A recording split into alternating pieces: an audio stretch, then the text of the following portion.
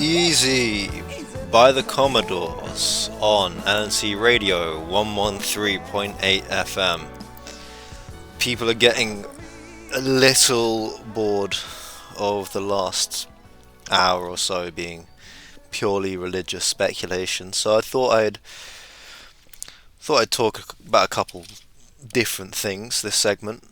Um, Later on, we got a bit of Fats Domino coming up, so you got that to look forward to. Um, Why don't we talk about? Let's talk about drugs. Let's talk about drugs. Drugs are an odd, uh, an odd endeavor to partake in. Me personally, I remember actually having gotten high from weed. Obviously, I don't think most people start with crack cocaine or LSD. One of which I'd assume is better, but I think most people start their narcotics journey with weed, if you exclude alcohol, which is a weird thing to exclude because alcohol is clearly as much a drug as any other thing. It just is more socially accepted. But I suppose in a way, if we don't forgo alcohol, then my journey was somewhat strange in that I got high before I got drunk. And I think it definitely offered me a different perspective. And we won't talk about religion, but I will say that the first time I got high, it did seem a religious experience. I don't use that term lightly, and you could say maybe a quasi-religious experience, but I suppose having done philosophy in A levels and stuff, and well, actually, this even preceded that, so maybe that's not even worth talking about. But having had moments in my life of derealization, I vividly remember being in year four, and I don't know, I think you're about eight in year four. I vividly remember, and I don't think it was the first time, nor was it the last, but sitting in class and everything was normal, and then everything was not normal. And the class didn't change, the people in the class didn't change, the conversations didn't change, the energy of the class itself didn't seem to change, but it was a weird moment where normally you place yourself in terms of your consciousness, at least in our world, in our civilization, in the Western world, and perhaps the sort of quote unquote civilized world, about 2 inches behind the eyes, is where you kind of hold the seat of your consciousness to be. It was like I had gone another 4 or 5 inches back, is I suppose the best way to see it.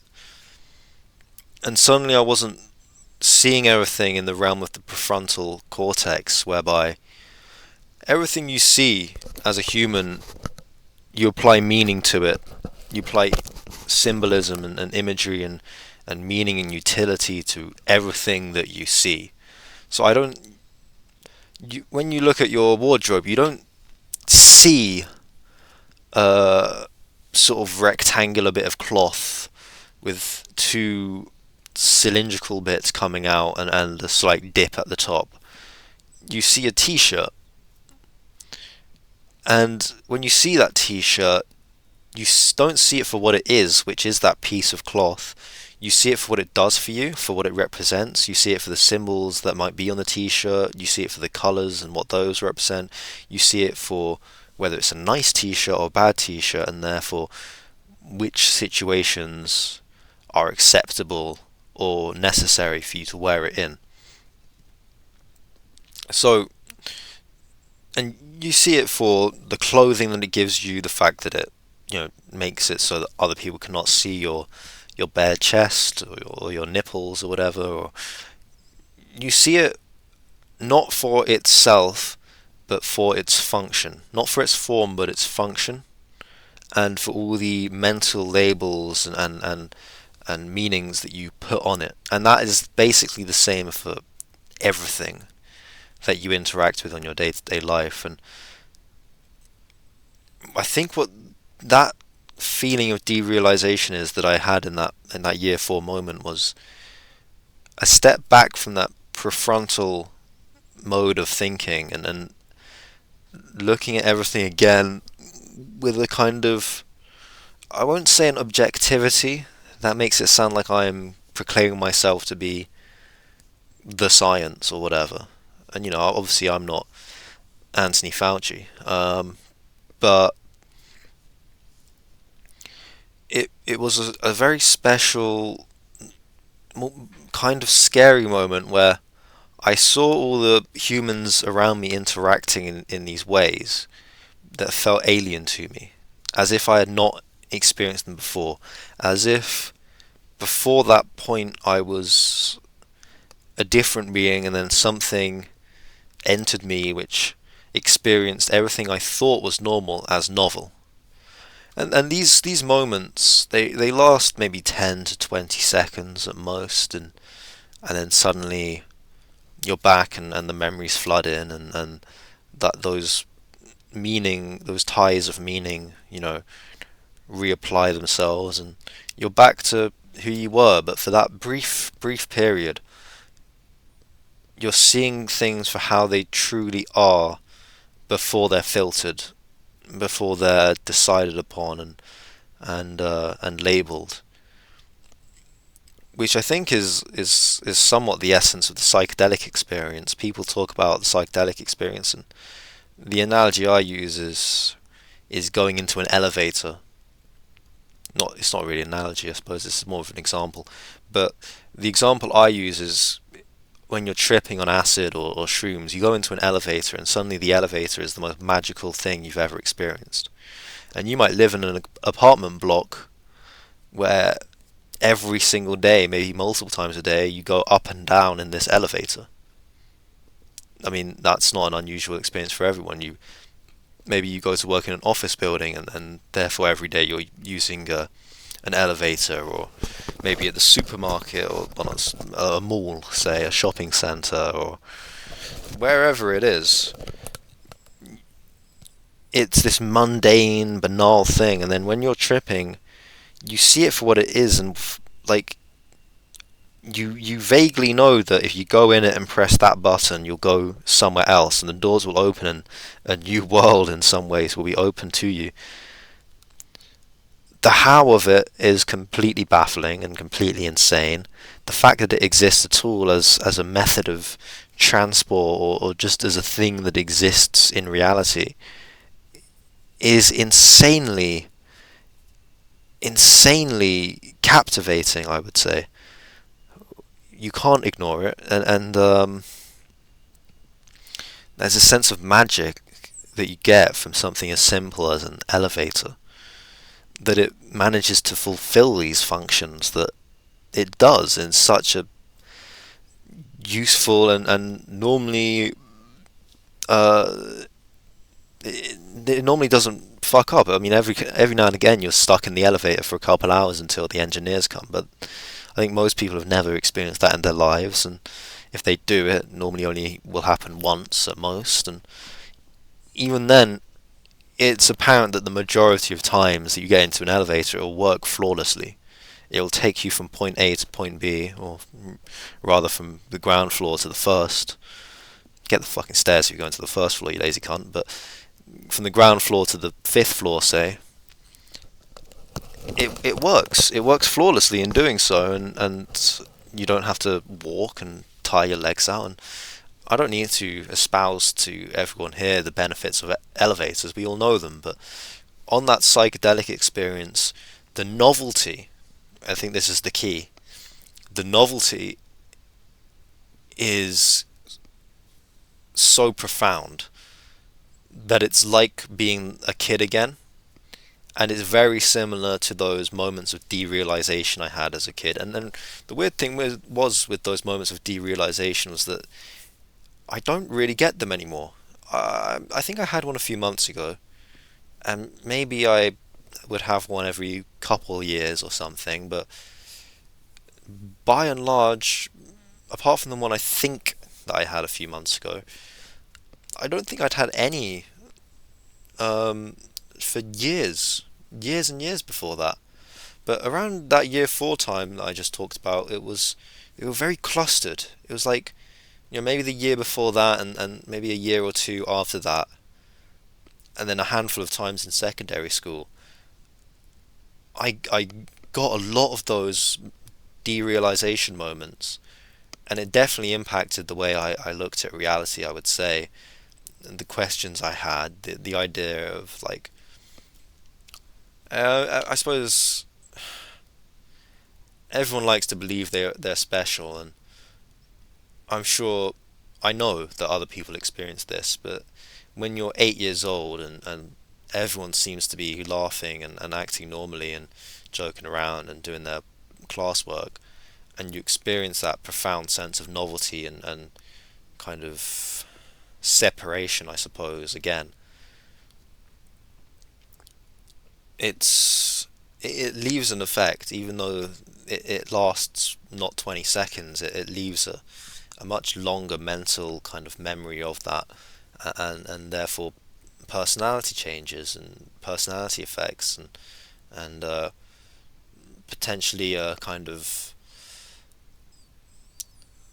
an an inquisitiveness about the world around you, but also about what you are and what consciousness is and memory and as an 8 year old I didn't have words for all these things. Obviously I kind of experienced it and thought that's weird and then went about my day again.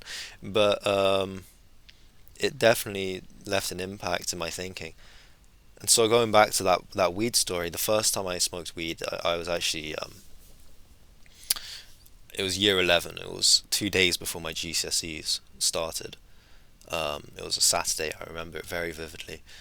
And a girl in my class had offered me and my friend to smoke weed with her, and she'd already smoked because she was around people who did, and I'm not sure her family has always been the best influence on her, but she invited us out to smoke, me and a friend, and my friend was not having it. He didn't want to do it. I think he might have tried it before and just really didn't like it, but I'm not so sure he actually got high. I think it was more the vibe of the situation which off-put him. But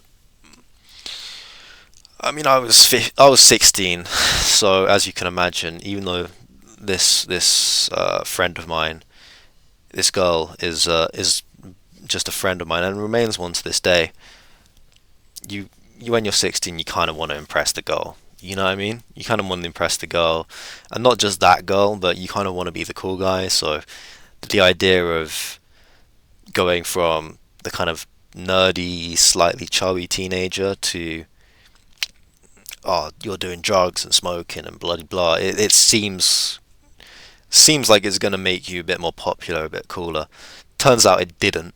Um, Followed that by 4 years of basically no interactions with women, other than in friendly situations or family situations, obviously. Um, and I won't say relegated, but only having a few close friends to really call friends. I wasn't the house party guy. We went to some illegal raves and some parties and stuff, but I never felt like that was my speed, my kind of energy. So it was a few years of actual non-popularity whatsoever, no reputation, just doing my own thing, and to be honest, I wouldn't have it any other way.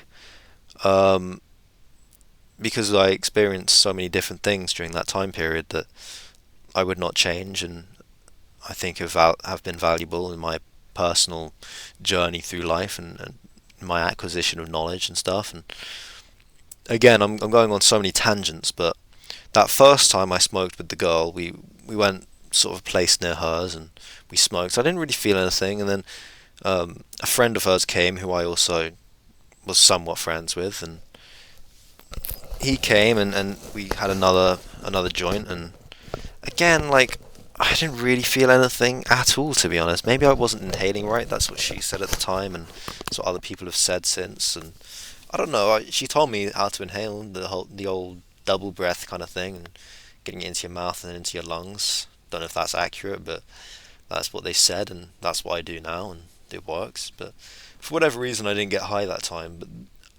only a week later, another Saturday, I was with a different friend who I didn't know was already somewhat experienced, nowhere near as experienced as we would actually become, including him, together, but a bit more experienced, and he was apprehensive about providing me or any of our mutual friends with our first times, so to speak.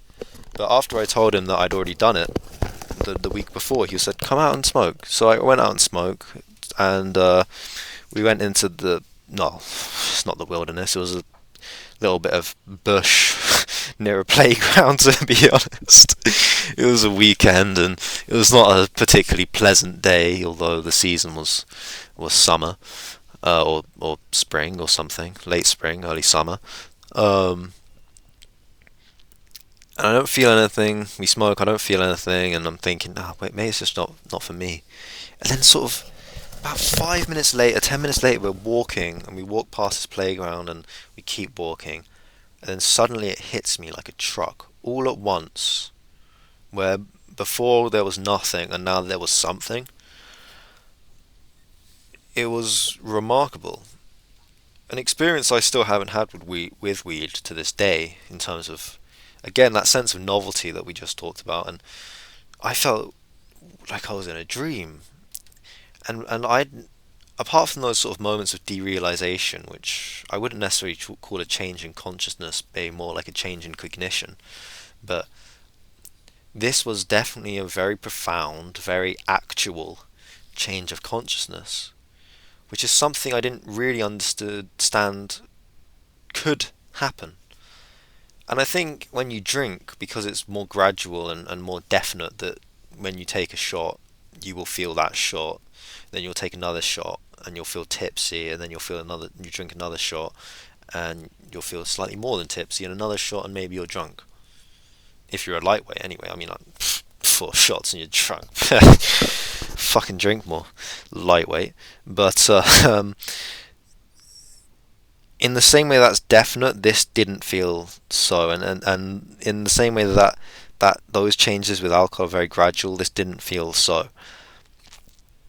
So I think if that's your first experience, it's a lot easier to maybe ignore your first experience of a change in consciousness. That is, it's maybe easier to ignore the profundity of the fact that your consciousness is changing. Not to mention that your consciousness doesn't change in a particularly magical or mystical way, or profound way. It's very, well, I mean, I don't know how to have to explain getting drunk to you. But smoking weed for the first time was very different to getting drunk for the first time. I know that, or getting drunk since, and even smoking weed since. To be fair, I mean, that's a counter argument that weed hasn't done these things for me in a very long time. That first time was so novel and so unexplainable to me that it made me really deep dive into consciousness, what consciousness is, what it isn't, the inexplicability of it, the ineffability of it, the fact that what is at all is baffling. And then I suppose no surprise that then when I heard Descartes' arguments and similar, that I was captivated. And I suppose it was also no surprise that after doing that, I then went on a successive journey of trying every drug under the sun to try and find some truth out of them. And I did. Maybe not all the ones I wanted. Maybe not all the ones I've had so far since then, which did not rely on drugs or any other means of inebriation. But it definitely sent me down the path of philosophy, I would say, and I suppose this a dualistic viewpoint of consciousness, where we have these material, physical bodies, and then we have this consciousness which is so ineffable, so unexplainable, so it, that cannot be other than it is in some fundamental way. You cannot experience without consciousness, and you cannot have consciousness without experience. Consciousness kind of is experience, and experience is consciousness, and so but you could experience, supposedly without a body, I'd imagine. I don't think it's hard to admit, and I'd imagine even if you did shut down each sense, sight, sound, taste in successive order, you would. I think there would still be some crux of awareness, maybe even a very pure, unfiltered awareness that is somewhat desirable, and I think it is what people desire in these psychedelic states and in meditation as well. Definitely meditation, and very similar to accounts I've heard on 5-MeO DMT, another drug, a different type of DMT to the one where you see all the elves. Similar chemical but different. And 5-MeO DMT, which I haven't done, but I haven't done any of the DMTs, but soon I will, inshallah. But supposedly it's sort of unbridled, unfiltered awareness without memory, without cognition, without sensory input, and yet there is still this crux of awareness. And that sounds good to me. But the point about consciousness is that weed really made me think about that. Which probably doesn't sound surprising. Listen to this. Like, this is a very stoner conversation. But it's interesting because having done that, I then got into other sort of hippie type thoughts and looking into different thinkers and etc. And one of such thinkers was the great and late Terence McKenna, who had this theory called the stoned ape theory. Sure, some people listening to this will have already been inundated by it, but the idea being that psychedelics have been instrumental in human evolution,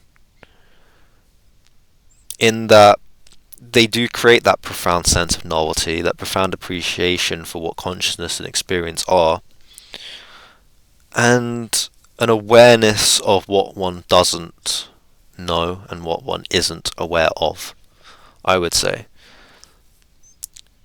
And more mundane things than that. I mean, I have to use the word mundane carefully. These things are by no means mundane, but in comparison to those things I just described, the idea of linguistic meaning, the meaning behind words, and that we can mutually understand each other just by producing sounds, by vibrating the air in a specific and controlled way, and an agreed upon way, we can mutually all understand the same meaning to some extent. This is something that is very common on psychedelics, is synesthesia, which is the kind of combinatory interaction between different parts of the brain, different senses, which aren't normally speaking to each other or interacting with each other, that have suddenly been put together and in a weird syncretic way to create a wholly new experience. The idea behind language being that you take memory and emotion and intent and you apply these things to the sounds, and other people apply those same exact things that they know of to those same sounds so that you can communicate with each other.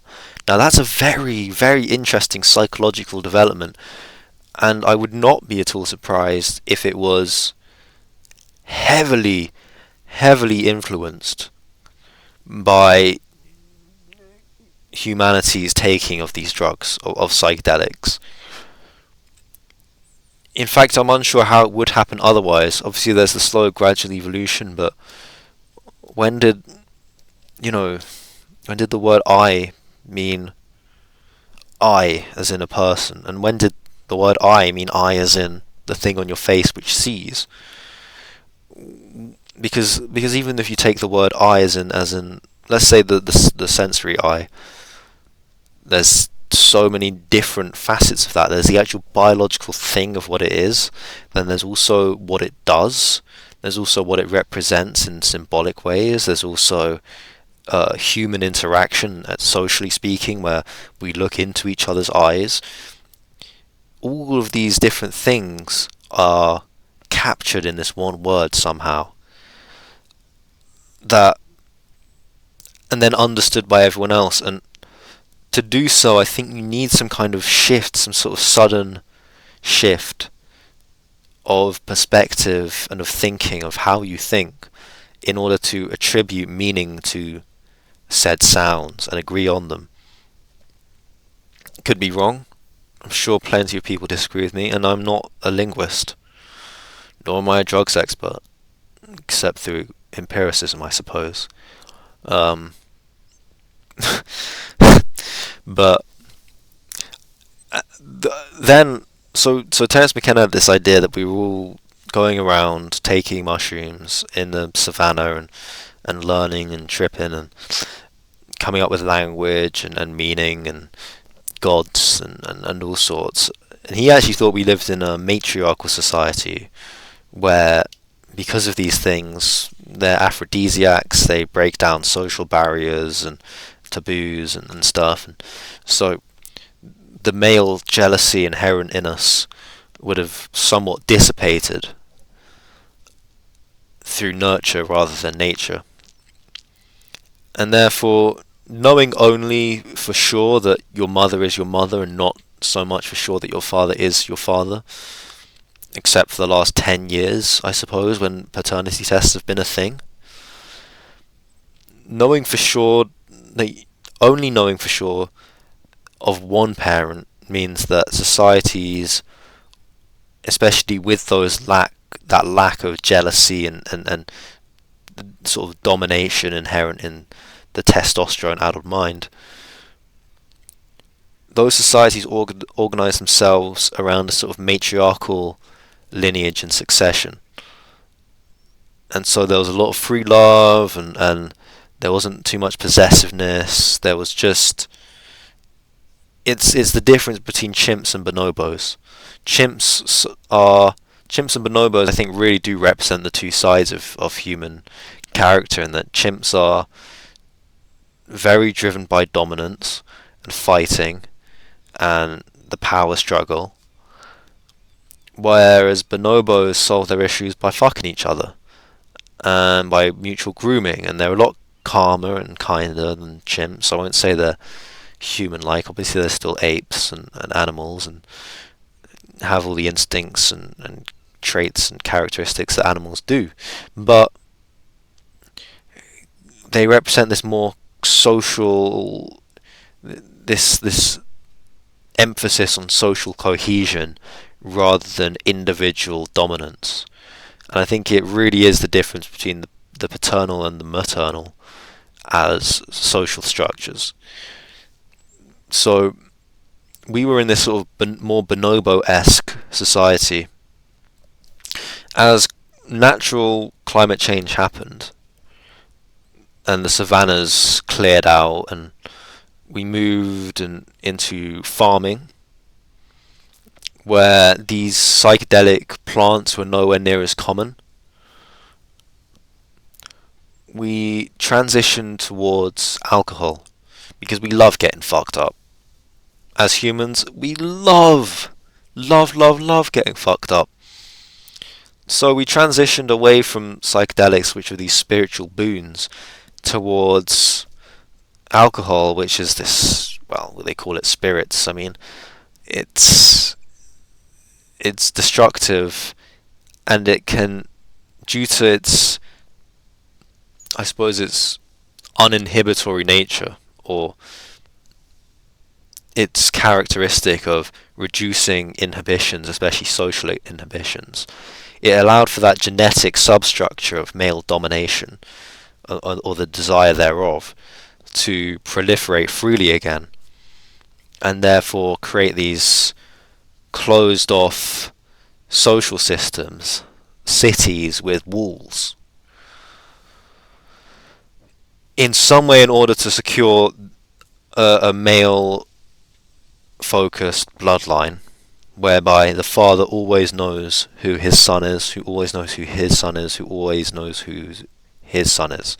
And then inheritance goes from that chain, so that evolutionarily those genes continue on, that DNA continues on with the best chance of survival because they have the capture of the resources.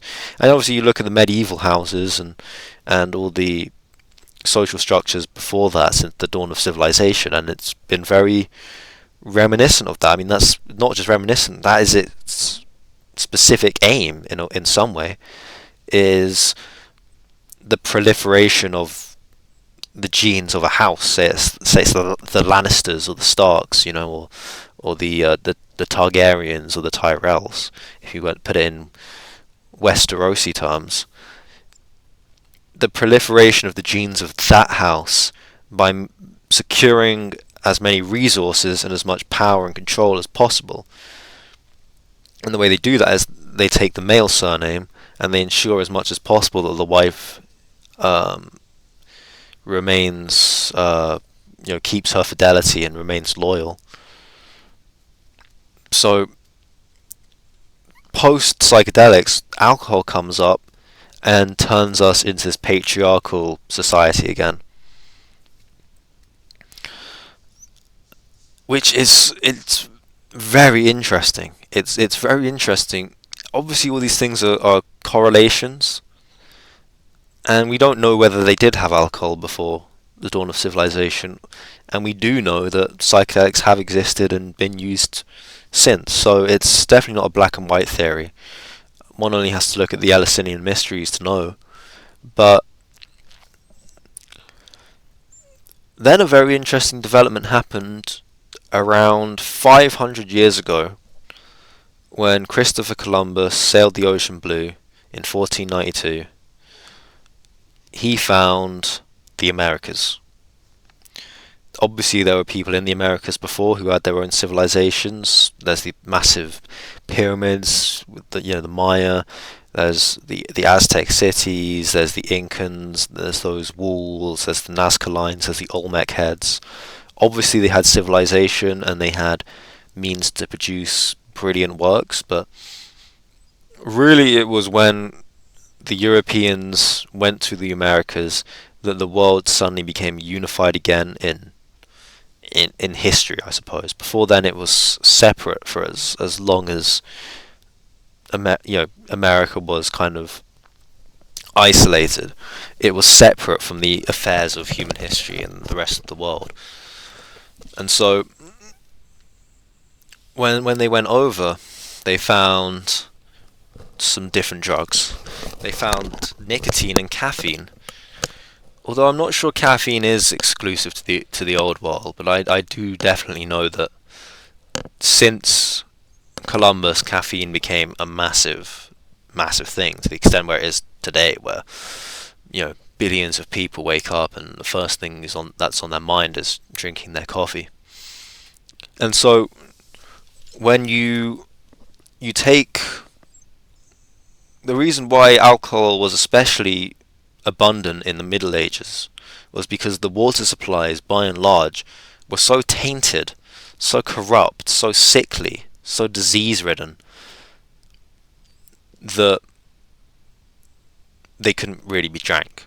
So you had to ferment it, add alcohol to it, because the alcohol kills the germs and allows it to be drinkable, which only led to a worsening of the symptoms I already talked about, in terms of, that social structure, but also ignorance, violence, uncleanliness, lack of, morality, lack of care for your social system, it led to all these things because everyone was just basically drunk all the time. So then caffeine comes along and they start wondering what to do with it.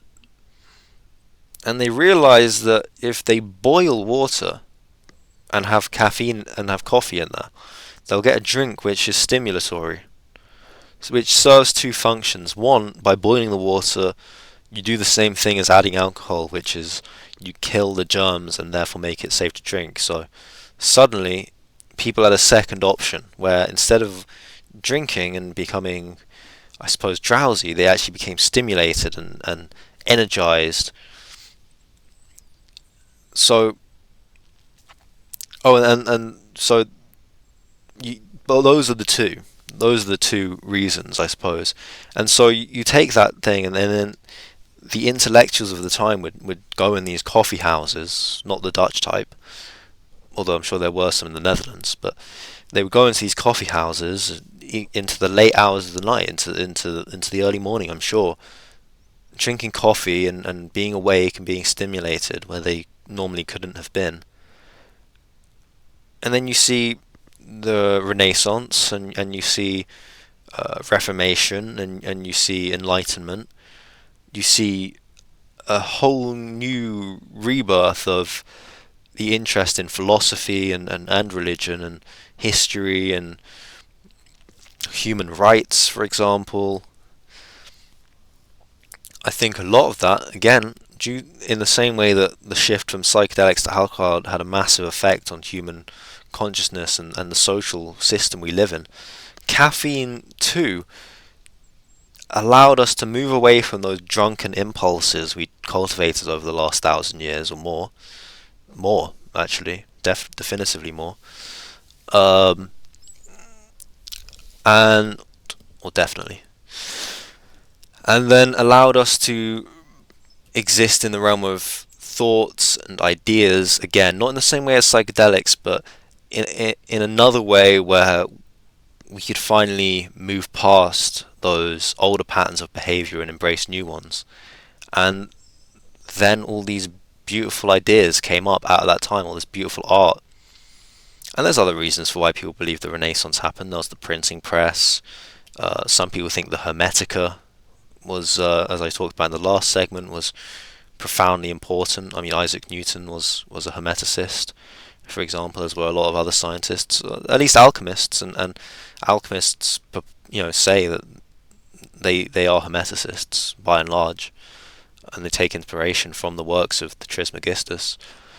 So, I think caffeine replacing alcohol